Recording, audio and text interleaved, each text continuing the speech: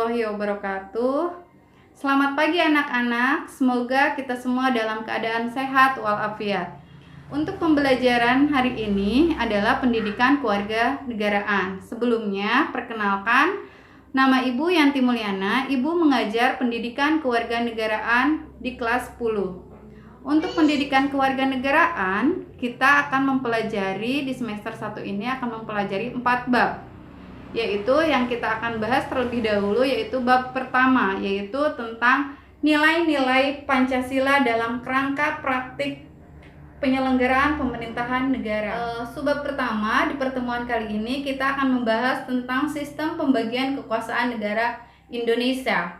Sistem pembagian kekuasaan negara Indonesia itu yaitu kita akan membahas tentang macam-macam kekuasaan. Macam-macam kekuasaan itu ada dua pendapat. Yang pertama menurut John Locke.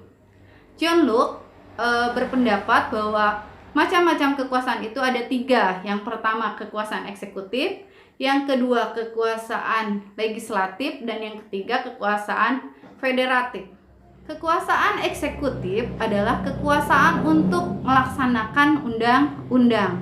Di Indonesia sendiri dipegang oleh presiden dan wakil presiden. Sedangkan kekuasaan legislatif adalah kekuasaan untuk membuat undang-undang. Di Indonesia sendiri dijalankan oleh DPR dan DPD. Yang ketiga adalah kekuasaan federatif. Kekuasaan federatif adalah kekuasaan untuk melakukan hubungan luar negeri. Berikutnya adalah pendapat menurut Montesquieu. Montesquieu mengungkapkan ada 3 kekuasaan. Yang pertama kekuasaan eksekutif, yang kedua kekuasaan legislatif, yang ketiga kekuasaan yudikatif. Kekuasaan eksekutif tadi sudah dijelaskan bahwa yang dinamakan dengan kekuasaan eksekutif adalah kekuasaan untuk menjalankan undang-undang.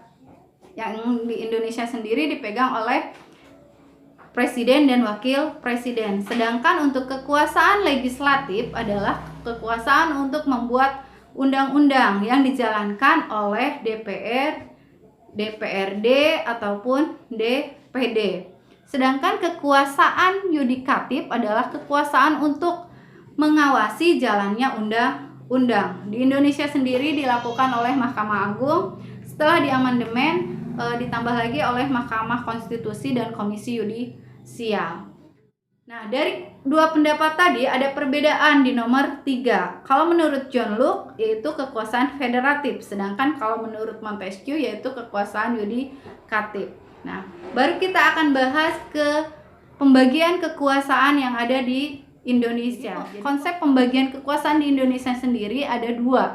Ada 2 macam, yaitu pembagian kekuasaan secara horizontal dan pembagian kekuasaan secara vertikal. Secara horizontal di Indonesia itu ada 5. Yang pertama adalah kekuasaan konstitutif, di mana kekuasaan ini adalah kekuasaan untuk menetapkan dan mengubah undang-undang dasar. Di Indonesia sendiri untuk melaksanakan menetapkan dan mengubah undang-undang dasar itu sendiri dipegang oleh MPR.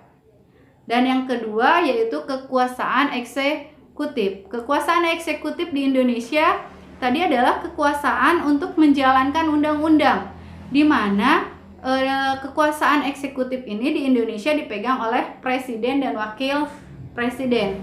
Yang ketiga adalah kekuasaan legislatif.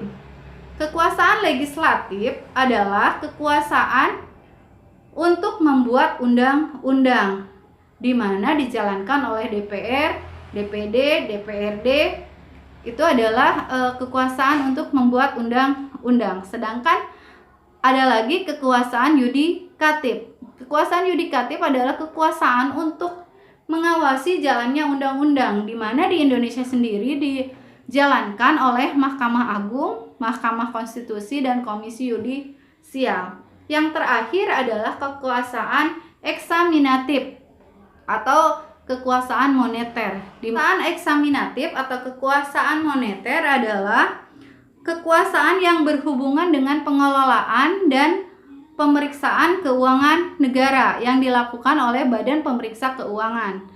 itu adalah lembaga-lembaga atau pembagian kekuasaan secara horizontal. Pembagian kekuasaan secara vertikal adalah pembagian kekuasaan secara tingkatan. Artinya bahwa ada pembagian kekuasaan dari tingkat pusat sampai tingkat daerah. Ini disebabkan dengan adanya asas desentralisasi, di mana kewenangan pemerintah pusat memberikan kewenangan terhadap pemerintah daerah, yaitu dengan adanya otonomi daerah, sehingga apa yang bisa diurusi oleh pemerintah daerah, maka oleh pemerintah pusat diberikan kewenangan kepada pemerintah daerah untuk mengurusi daerahnya masing-masing. Kecuali ada beberapa urusan yang tidak bisa dilakukan oleh pemerintah daerah, baik itu oleh tingkat kabupaten, kota, ataupun provinsi. Nah, pembagian kekuasaan tersebut sudah jelas bahwa yang diurusi oleh pemerintah daerah itu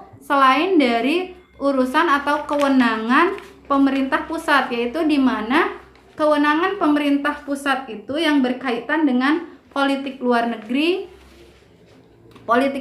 pertahanan keamanan, justisi, dan agama dan moneter. Itu adalah urusan pemerintah pusat. Artinya, pemerintah daerah tidak bisa melakukan hubungan luar negeri karena itu adalah merupakan kewenangan pemerintah pusat. Begitu juga dengan urusan pertahanan keamanan, justisi, agama, moneter, dan fisikal. Itu merupakan adalah kewenangan dari pemerintah pusat, sehingga daerah tidak bisa mengurusi urusan tersebut. Hal tersebut ditegaskan dalam pasal 18 ayat 5 Undang-Undang Dasar 1945. Sekianlah pembelajaran hari ini. Sampai jumpa minggu depan.